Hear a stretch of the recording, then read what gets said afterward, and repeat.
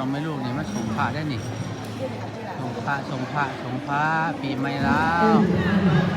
กันส่งพระเด้อนี่เด้ออยู่ลาวที่ตั้งเซ็นเตอร์คนโครงการช่วยเหลือชาวลาวเพิ่นเฮ็ดบุญปีใหม่พากันมาส่งพระปีใหม่ม่วนชื่นประชาชนลาวเด้อส่งพระปีใหม่เด้อขอให้อายุมันคนยืนเด้อให้คนได้ส่งให้พญาโลกาถึงเลขถึงเบอร์เด้อสุดท้าย ประกาศนำเท่าแก่ทางฐานชายโบอาวุโสทั้งให้ได้เข้าไปที่กองที่มันเกิดขึ้นจากลงไปนั้นจากที่ต้องทำที่ใหม่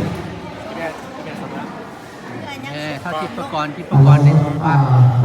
มันเกิดโชคดีให้พญาโลกาทุกคนทุกอย่างให้มาจากปีเก่าปีใหม่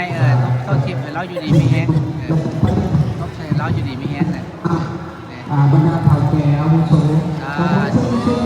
พนักงานเท่าแก่ผู้อาวุโส